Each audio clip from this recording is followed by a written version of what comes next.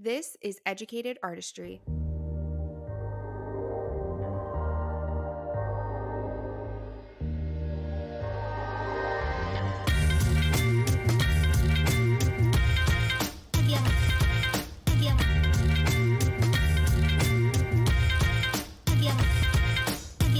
All right, guys, welcome back to this week's episode of Educated Artistry. Today's guest is Lia Juhas, a lash artist, international educator, speaker, and judge with over 2,300 students.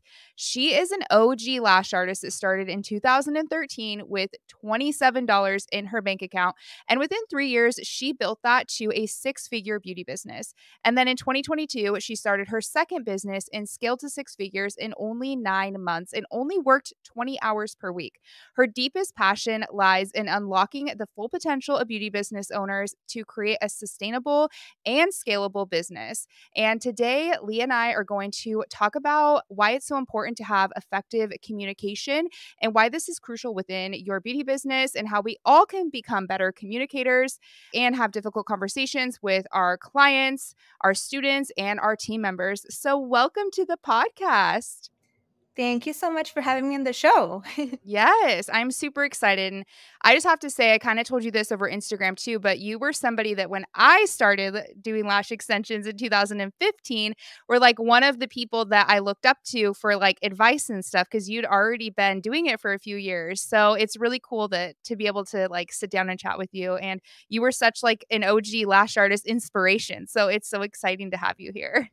Oh, thank you. You actually give me goosebumps all over my body as you were saying that. Thank you so much. I appreciate it. Yeah, you're so welcome. I want to start with just like kind of like going back to 2013 because it's so crazy that, gosh, even just like thinking 10 years ago, like what lashes were then and how much it's evolved. So, can you kind of tell us your story of like what got you into lash extensions and just kind of give us like what this past 10 years has been like for your career?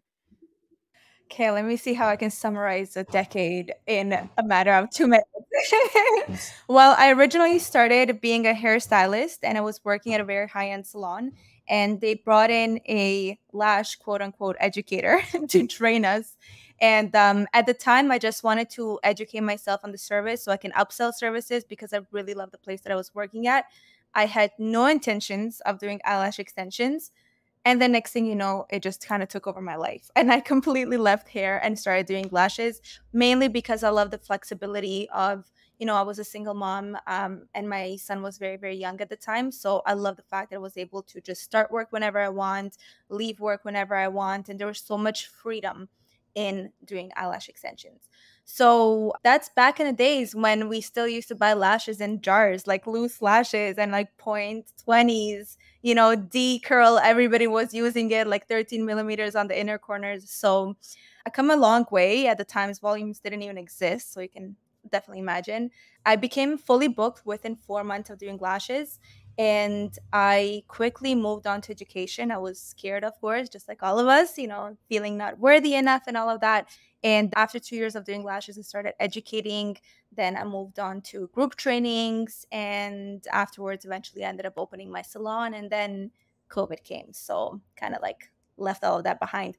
But it did kind of force me to take a step back and really assess my priorities. And I felt like it was time for me to retire, in the lash industry. Like I experienced something completely different, which is business and how to run a business. And that was so much more exciting to me than just doing lashes. I felt like I was doing lashes and I'm like, oh my God, I can't even finish a set anymore because I have all these creative ideas and I just want to execute it and I want to get it rolling. So I felt like it was just time to share my knowledge and education with others while I move on and transition to what I'm doing right now, business mentorship and coaching for beauty professionals. Yeah, and that I feel like was one of the like silver linings with the closures and everything was that I feel like a lot of people were able to kind of like realign and take that time of just like, actually, is this really what I want to do? And is this serving me?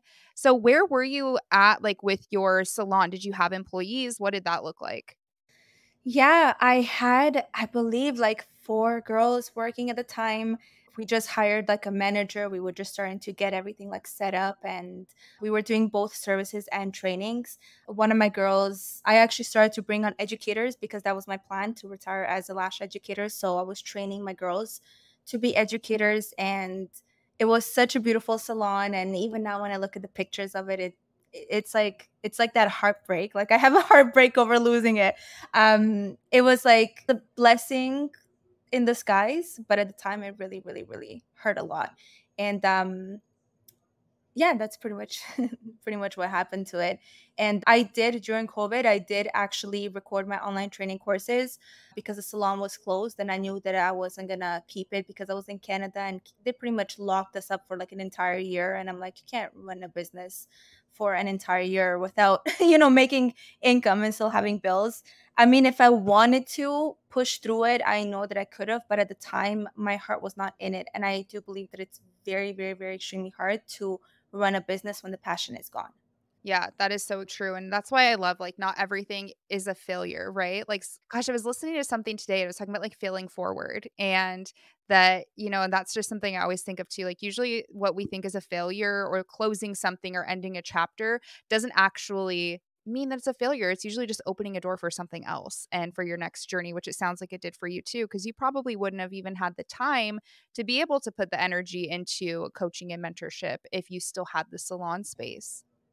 I was just on a go, go, go, just like in a hamster wheel, and it forced me to stop. And I'm like, whoa. And I was able to see myself and my business from like a bird's eye view, which I've never had before, because before I was just looking at the next step forward. But now I saw the whole entire blueprint in action. So, like right in front of me. So, and yeah, they say fail fast and fail forward. Yes, Yeah. I love it. So, in your experience, how crucial is effective communication in the beauty industry? What role did this play for you, especially when building your clientele? So I think it's super important, especially when you're building. I feel like people think that having a skill set is enough, Mm, having a portfolio is enough, having a fancy, cute place is enough, but it's not. It all starts with that personal communication, especially now at this day and age where there's like AI coming in and everything's automated. People crave human, live human connection. We all do. We are all victims behind the screen. So I think it's just taking a little bit of extra time to communicate about the services, about what you offer, or really to address your clients' concerns. Because I have worked with so many people, so many of my clients, and I go through and I audit their business and their communication with their clients or their potential students, because I do work with educators as well. right. And I'm like, holy crap, it's not about your training that's an issue. It's about the fact of how you're communicating it. Or maybe, I have clients that have invested in ads and they have so many inquiries, but not a lot of signups. So there is a gap, and that gap is communication. Yeah. Have you seen like a common messaging or communication mistakes like with the beauty professionals that you've worked with? Just like, is there a common thing that you're like, this is missing? I think number one is assuming that clients or students already know about what you have to offer. So, Mm, lack of information. Then another thing is, a lot of the times if you're very advanced in your skill set or your education, because like I said, I work with both service providers and educators, right. they're so advanced that they don't know how to come down to their Yes. clients level. So they use terminology and expressions assuming that students already know, like for example, oh, your retention is going to be good. Like, students don't know what retention is. They don't even know. They just know what a tweezer is. They don't know what isolation is. They don't know what, even when it comes down to permanent makeup, right? Everybody understands what permanent makeup is, but they don't know the difference between powder brows and micro shading and microblading. So that is the main thing, is just lack of information and communication. And I think a lot of service providers just kind of like, here you go, here's the information, and they expect the clients to do the research, and that's how you lose them, because people don't do their research. You say, oh yeah, I have my price list on my menu. Like, no one's gonna go to your menu. People need their information given to them like on a silver plate pretty much, you know? Yeah, that makes me think of too is with like clients when they're trying to, or artists when they're trying to gain like clients to lash clients, and they'll say like, check out this CC Curl point oh 0.07 cat eye volume set that I did on my client. And I work with a lot of girls that are looking for building their clientele, and I'm like, clients have no idea what that means. Like, you are speaking a foreign language to them. And I always tell people too, I'm like, have, especially when it comes to like website or even your caption writing or how you have your menu descriptions, I say have somebody go read those, like a family member or a friend, and have a couple that have no, like, don't really have an idea of what the service is that you're providing, and ask them and see what questions that they have. And if it makes sense, they're like, what does this even mean? I feel like that's such a good way because it is hard because to us, it's just everyday language. And we forget that it's something that not everybody knows and they're not going to understand.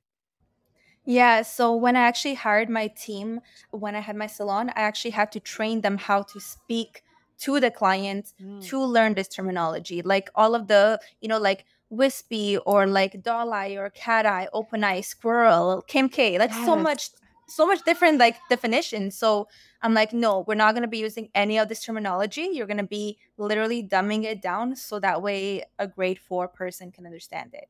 And Yes. that's what works. That's like a power and a proper consultation. Yeah, it is so true. I can't even imagine how many times I've had clients come in and they'll be like, I want this textured, or they'll book a certain set and then they show a completely different, a photo of something completely different. And I'm like, yeah, that's not what that is. Cause sometimes I feel like it happens in so many different industries where we hear like a keyword or a buzzword and we just hold on to it. And then everyone's like, that's what I want. And you're like, but actually, you don't want that, you know? So, Exactly. Especially when it comes down to services, people are offering so many options, and the more options you have, the mm. more client doesn't know what to choose because they don't know what it is. Exactly what you said. Yeah. So, how does communication impact the relationship between like a beauty professional and their clients? And this could even go into like with students and with team members too. Like, how do you feel like that relationship is impacted with good communication? So, when it comes down to your clients and your students, you will build a connection with them. Mm, So, they will feel more open to express to you things. They will trust you more. They will look up to you more. And therefore, you're more likely to win a long term loyal client because of this. And when it comes down to communicating with your team members as a salon owner, they're going to trust you to guide them, to lead them. So, if you are running a salon and business, it's not just about a paycheck. It's about that culture that you have within your team. So I've had, mentees in the past where they were offered better positions at different salons and they didn't want to leave just because they love the connections that they have with their team. So I think it's trust and connection is the main thing. I think that's so true. Do you have any like examples of a positive like communication experience with a client that had a significant impact on your business? And it could be a client or a student or a team member too, since I know you've worked with all three throughout your career. So I think with clients, obviously, we've all had unhappy clients in the past. And the main thing is usually when clients express to us, again, depending on how angry they are, they can be just like a little bit nicely telling you about it, but they may come off with a lot of like angry energy. So these type of clients just want to be heard and understood. And they're coming to you with a problem and they want the problem solved. Now, us as service providers or educators, we most of the time get defensive because we feel attacked. So instead of solving a problem, we end up blaming the client, putting it on them, or just straight up putting our walls up and defending ourselves.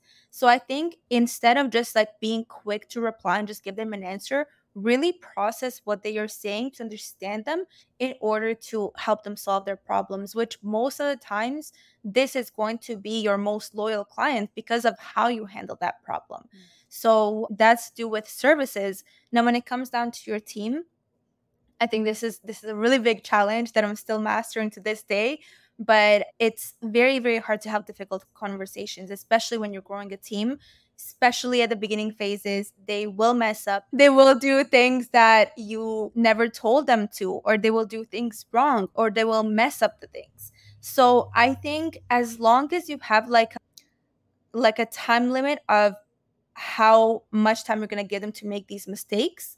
Also, how often are they making mistakes?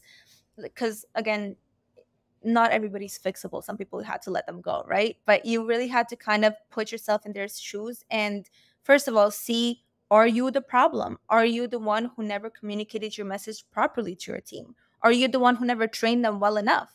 Like you're not happy with how they're handling a certain client or maybe performing a certain skill set, but did you invest the time to train them properly? How to have proper conversations, how to make the lashes last longer, or how to prep for a client or clean up after a client. So is it their fault, or is it your fault?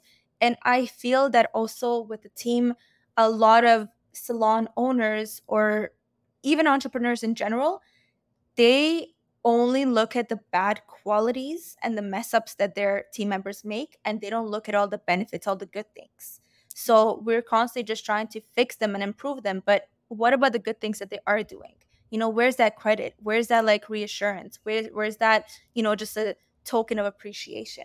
So I think just every so often, just taking some time to really appreciate your team, it actually boosts their performance and motivates them to perform even better. Yeah.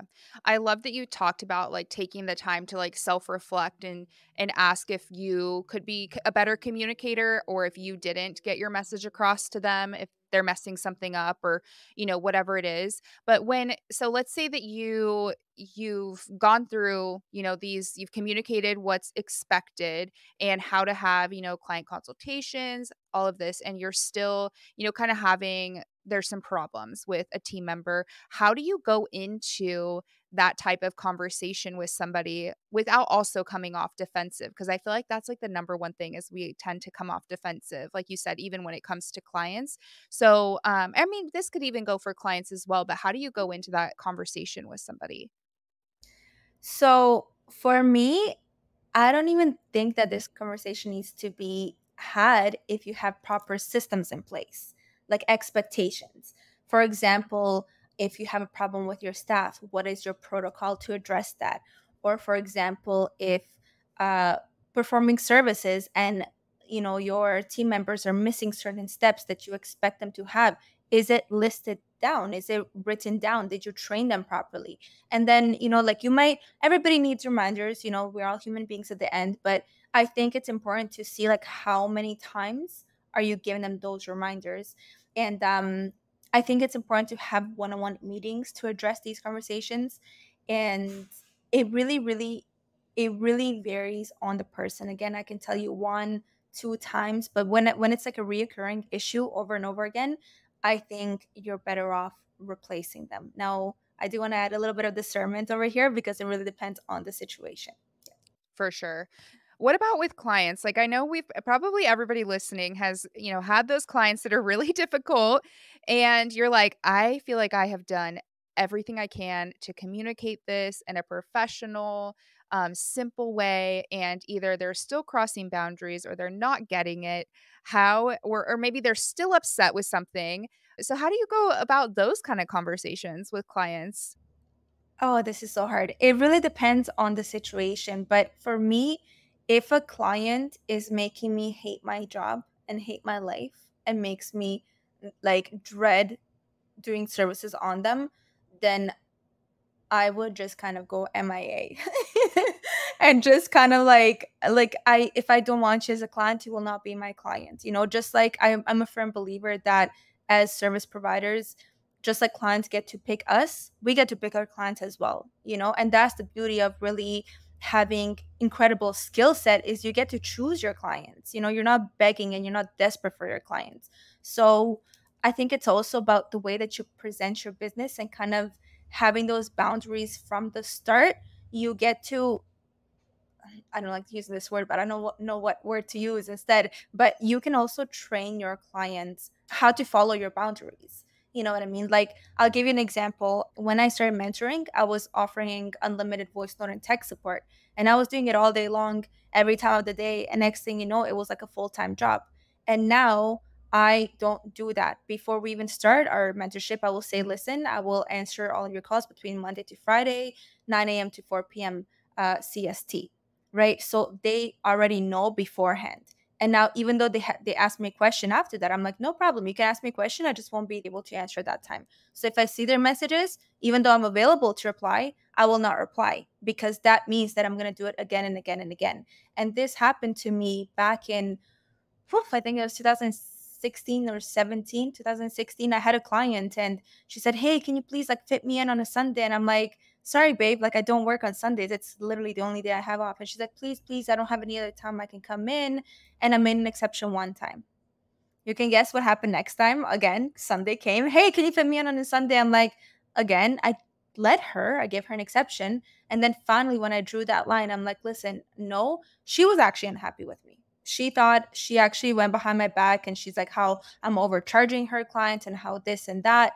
And I'm not overcharging her clients because she had no problem paying that price when she was coming to me. It's just she got mad that I wasn't, bending my back. So I'm like, whether you refuse them, like whether you set your boundaries from the get go or afterwards, like they're still gonna get mad. So might as well do it right from the start and not like, now I just felt like, why did I take all those Sundays off to make her happy when she ended up being unhappy afterwards?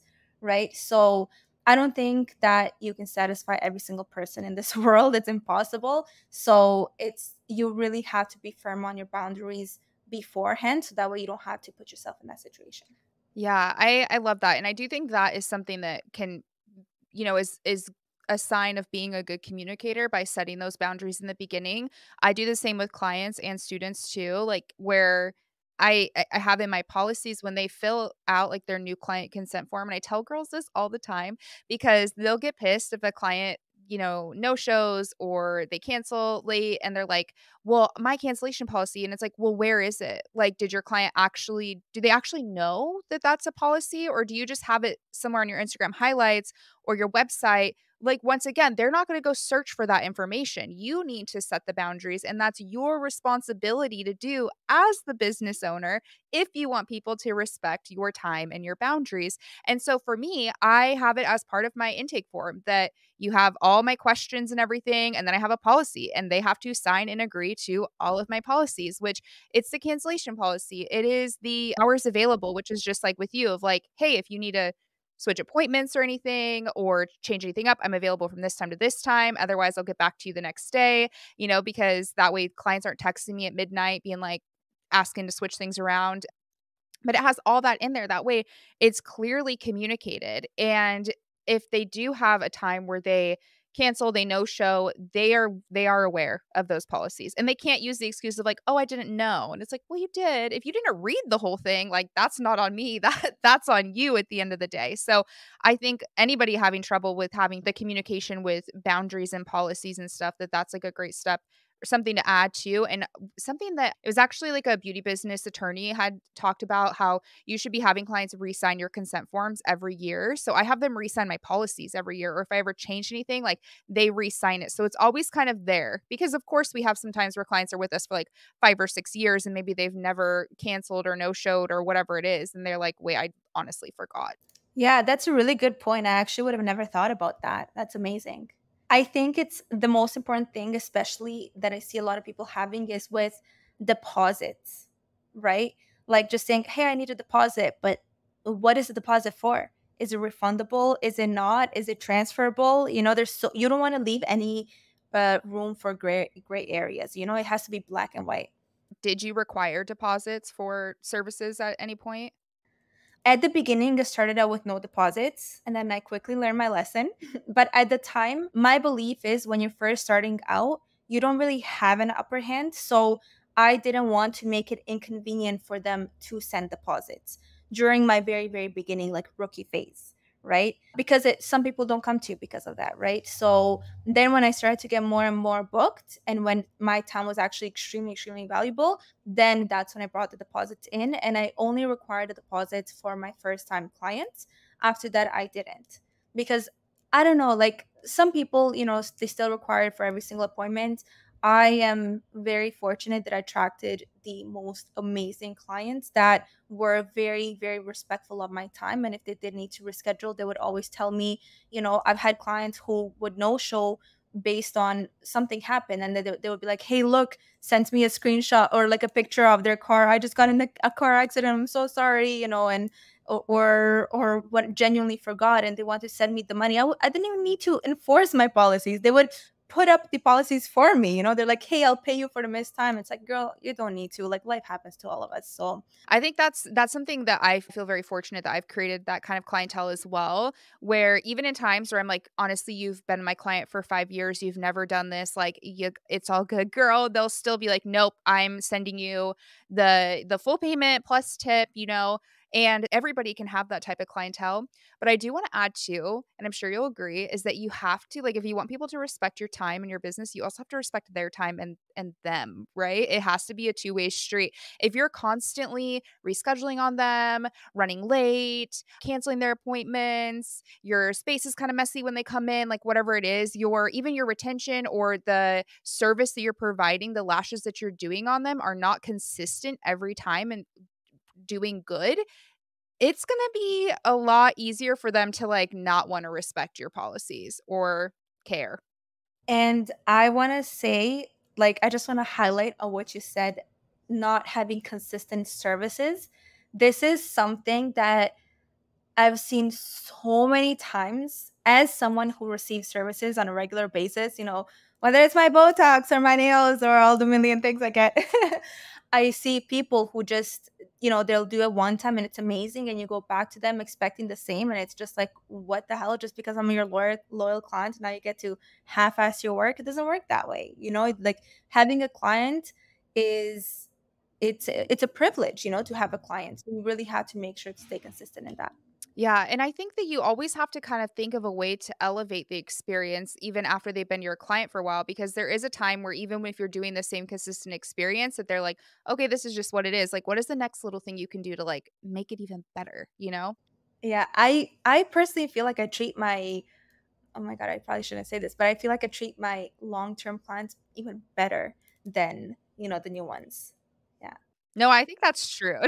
I think I agree with you. I think it's pretty true. So I want to get into like social media and online presence when it comes to communication, because obviously with the continued rise of social media, right? How do you feel that communication and overall messaging evolved for beauty businesses?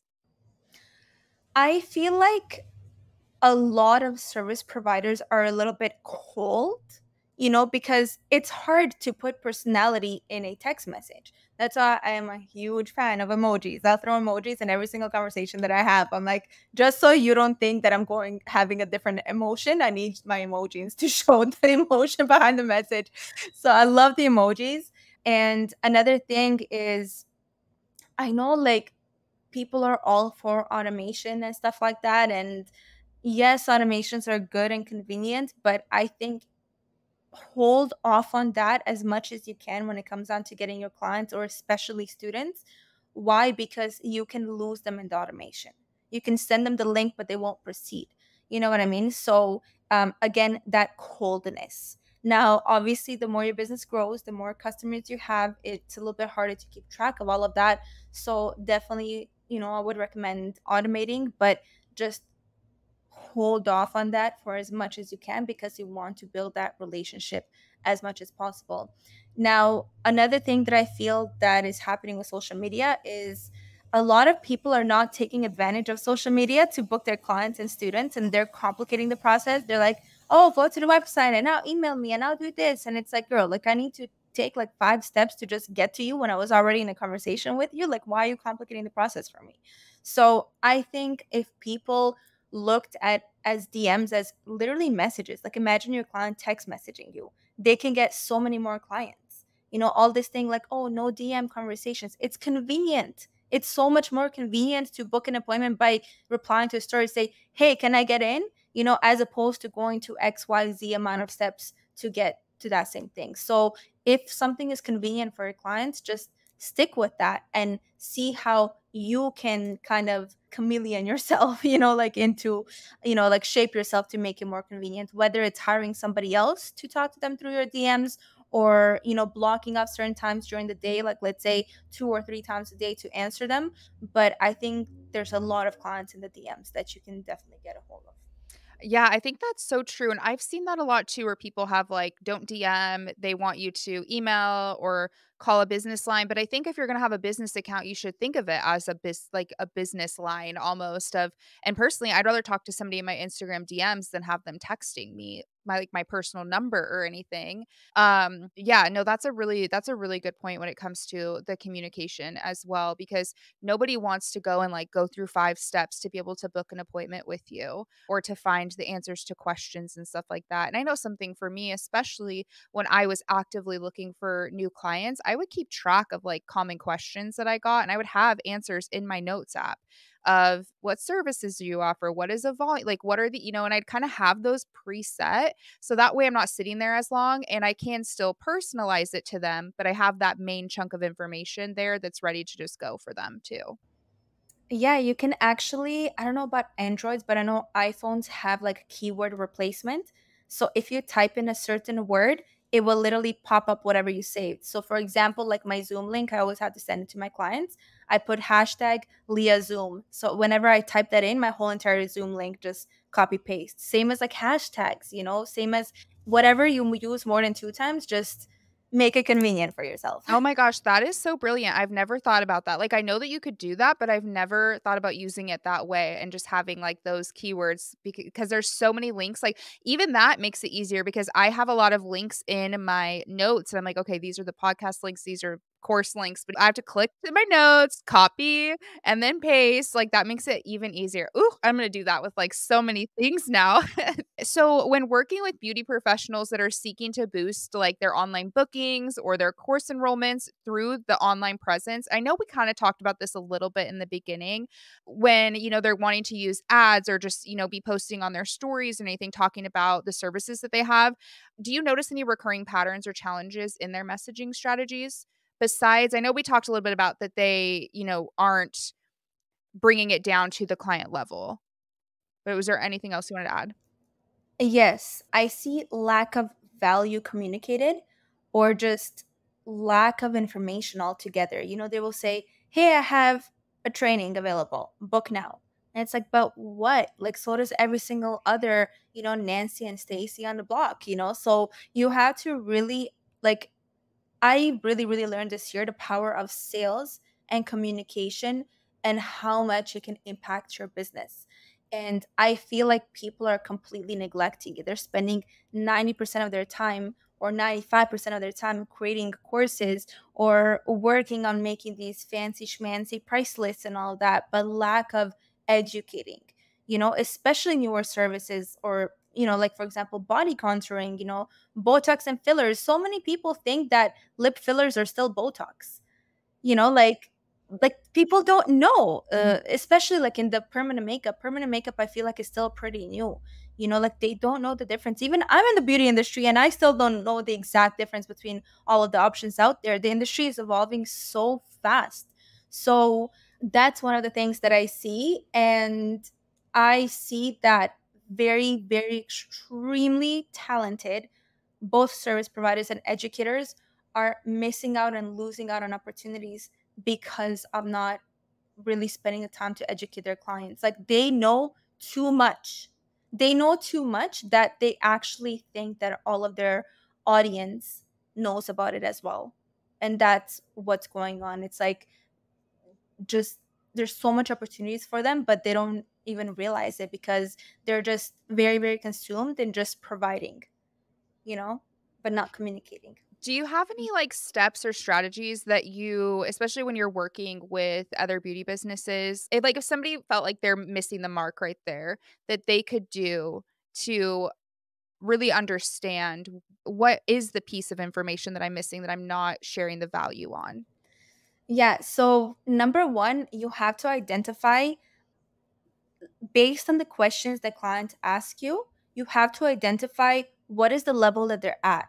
First of all, did they already decide to book with you, or are they just inquiring, wanting information? Mhm. Right? So just knowing that piece right away is so, so powerful because it will dictate how the messaging is going to go. So for example, if someone is just inquiring, wanting information, and if you're trying to get them like straight to the checkout book button, you're going to lose them because they're going to feel so much pressure. They haven't even made their decision. So how are you going to push someone to book when they're still like, contemplating, thinking about it, right? So I really love providing a safe space for my clients to really feel comfortable and ensuring that I am that right investment, whether it used to be, providing services, or whether it is through trainings or now mentorship. Is I don't believe in being pushy. I believe in offering and explaining everything that they need to know, and then, like, help them with the decision making if they need to, because sometimes they don't know.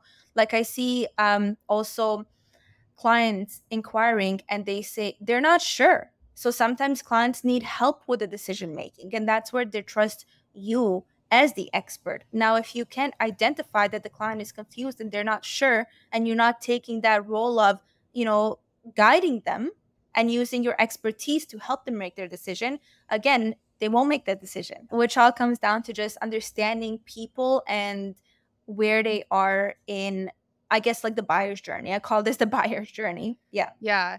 No, that even makes me think about, like, I feel like I don't know, like, I feel like I've always kind of been like that, where just wanting to be helpful and be the person, and that does build trust, because for me, if I can answer the question and give them more confidence in making a decision, even if they decide not to go to me, because there are the times where they're like, we've all had clients who are like, oh, I chose a cheaper option or whatever. But if you were the one that gave them that value, they're going to remember that. And then usually when they go somewhere else and then they come back because they didn't get that value, or like, she didn't. I've had so many times, even simple things. And I think this is something that all artist of, any type of beauty industry can remember, or can not forget to do this, because I've had so many times where clients have gone somewhere else or whatever. Maybe I didn't see him for a couple years and they came back. They're like, yeah, I went to this girl and she didn't even, she didn't even tell me, like, how to wash my lashes or how to take care of them, or when I should come in for a fill, or if it's normal to be shedding lashes without the natural lash attached. Like, there was just so many things. And I've been proud of my clients before, even when I've had to send them somewhere else, that they felt like they knew more about the whole service than what they were being provided. So I think that is a big thing that can help you stand out in your area as well when you are that person.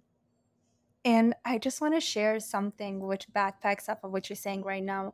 I think like 3 or 4 days ago, I had someone reach out to my old Google business page, which is not even running or active, email me and find my Instagram, contact me on every single platform possible, asking me for services.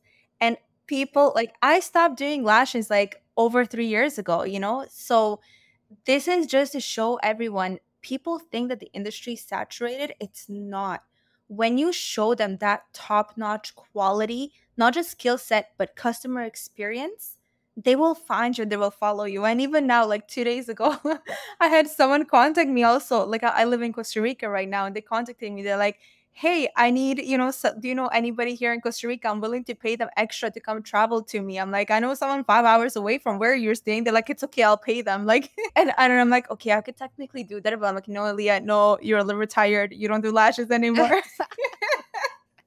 I know it's so hard sometimes. I swear it's like anytime I'm like, okay, I'm cutting back on days, because I still take clients 2 days a week.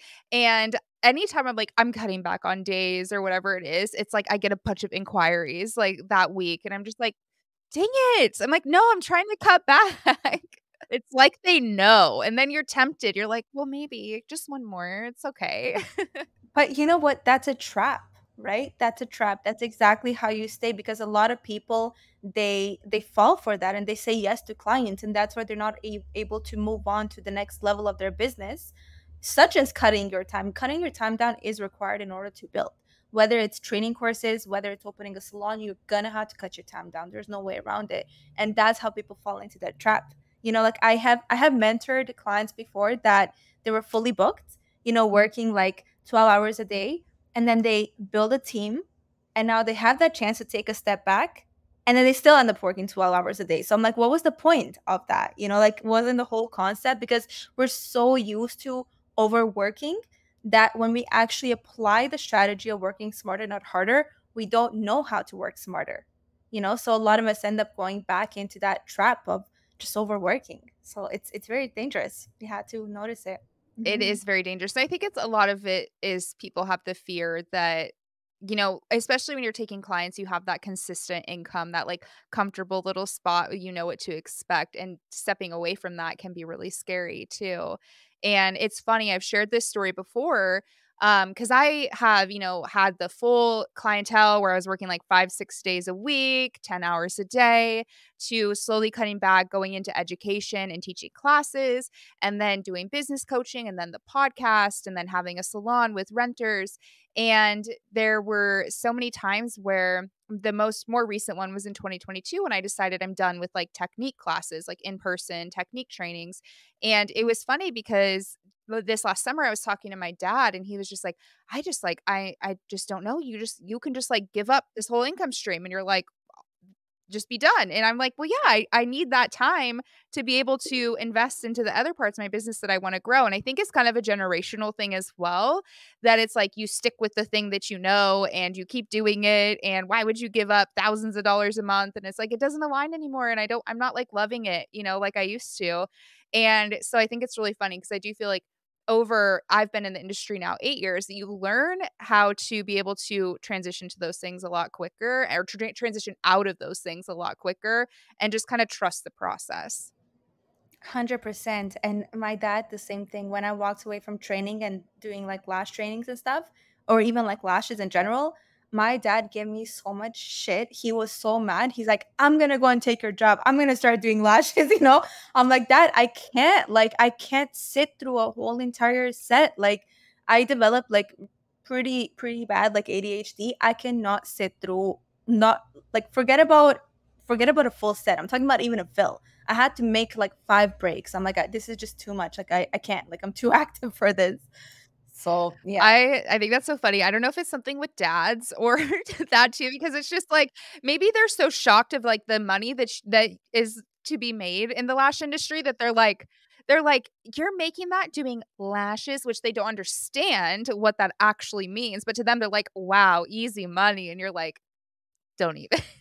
So it's just kind of because funny. their times was so different, and they had to do heavy and dark like very very heavy labor to get to those goals. But times have evolved, and I think a part of it is like they think it's not fair of what they had to go through. And I mean, even marketing, like we can just post things on social media, whereas they had to go door to door and connect with people and get out there and do things. So I do think that we live in a very easy For times, sure. Yeah. I yeah, like agree. take it back to the caveman. How do people used to get their food, right? Like, Right. Yeah. No, it's just so and now we got funny. Uber Eats. Right? It just delivered to us. Oh my god, I had, like, a moment the other night where I I, like, got just tell myself, where I was like, "Kayla, you're being a little spoiled," because my DoorDash order, like, I in my apartment building, you have to, like, do a code if it's past a certain time of night, and I put very specific instructions because 'cause I'm like, "You go to the call box, you press this button, you search the" whatever, and then it'll call my phone and I let you in. And the girl like could not figure it out. So I had to like go and meet her at the front door, which I'm all pouting. I'm like, ugh, I don't want to go to the front door. I was like, wow, Kayla, you're getting your food delivered to your door. Like, shut up. But it's easy now. You're right. Where I'm just like, why can't you figure out a door? Like, come on. I don't want to walk, but it's just funny. Okay. Well, to get this episode wrapped up, let's talk about some tips just overall for client communication.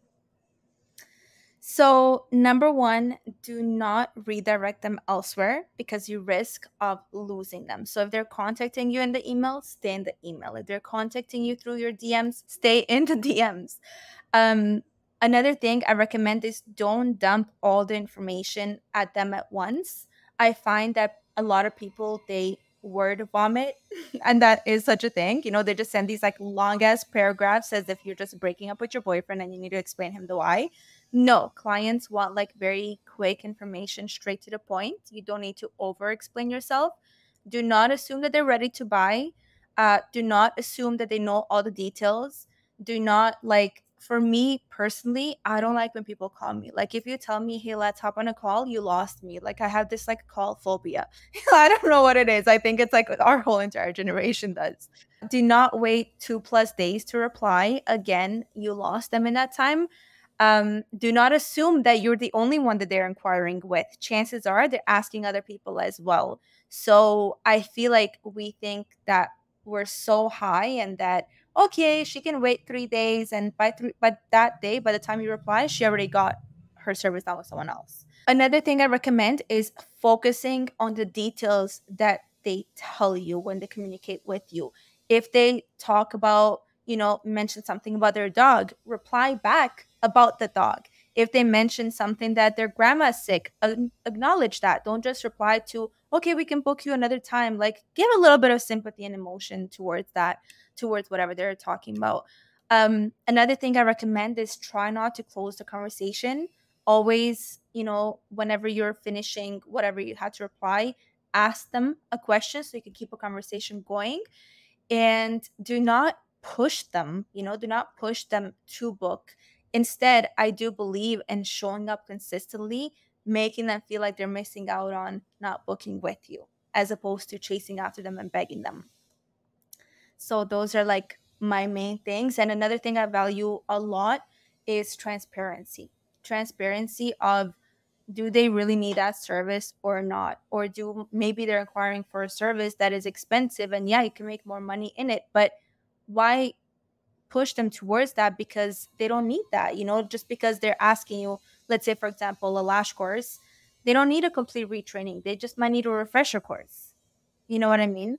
Or like, for example, I can, sell someone my highest package of mentorship or coaching, but if they don't need it, if they just need like a little bit of tips and guidance to kind of give them that blueprint, that clarity on their business, I'm not going to force them into it. So I'm like a firm believer in being a heart-led business, because I believe that where there's passion and there's love, it attracts money. Much money naturally comes. But when money is the first priority in the business, that's actually like a repellent for money. Yes. That is so true. I love that point because I even think of that with any type of small business or business that I buy from. If you have a connection and you feel like you know somebody, and I talk about this a lot with like social media too, when you're able to have people feel like they know you and share certain things and they're going to want to buy from you versus somebody who's just like posting. I also love that you said about not sending a long message. I was just having a conversation with somebody the other day because I was just like, I hate when people send me like these long messages. If anything, if it's going to be longer than a paragraph, like please just send me a voice note. And because I do, which is like just a bad, I need to get out of this habit, is I'll like just kind of scan it and then I'll respond. And this is just like with friends and stuff. When it's clients, I try to really make sure I'm like reading it, but I'll like scan it and respond. And then I'll look back and be like, I did not read, like I missed a crucial point of that message. So I think that's really funny though, because I hate getting long messages. They overwhelm me. So I'm just like, no, let's keep it short and sweet, or send me a voice memo so I can just listen. Yeah, or even if you really can't, like if you have to reply a long message, break it up into points. Whether it's leaving space in between points or sending in different paragraphs. Like if you want to send them all the not all the training, but quite a bit of information about the training. For example, where is it located, the time, what they need to do, the next step to book. Again, you can send it, but don't send it all in one paragraph. It's too much information, and they will just get information overload and they will actually run away, most likely. Not everybody, but you're increasing the chances of losing them. So break it up a bit. That's me. I would run away. Uh, well, this has been such a good interview and so impactful with all of the information. I think there's a lot of really great points that people are going to be able to apply to their business right away to be able to effectively communicate better with their client, their student, or their team member. So thank you so much for coming on and sharing all of your knowledge from these past 10 years of you being in the beauty industry. I want you to be able to plug yourself if you have anything coming up. What if you have any like mentorships or packages or anything, if you want to talk about those, and then let people know too where they can find you. Yeah, so you can find me. I have two pages, Lia Lash Pro for my lash page, but you will, if it's me, myself, it's Leah Alignment. But if you want to improve your communication specifically as an educator, beauty service educator, then I do have a course. It's called Artist to Mentor that teaches all of this, the sales psychology, how to create your courses, how to structure them so students learn better and are able to retain, and also knowing kind of where you are at in your business with education courses. If you're a beginner, how to do it from the start without feeling overwhelmed, and if you're already offering training courses, how to revamp them, improve them, and increase your sign up rates. Otherwise, I just love being a part of this podcast. So I would love to hear from you. If you can send me a DM, reach out to me and tell me what you learned from it, your favorite thing about it, and if there's anything else that like opened up your eyes or something that you can apply in your business. I would love, love, love feedback and to hear from you. Yay, awesome. Thank you so much for coming on, Leah. Thank you for having me.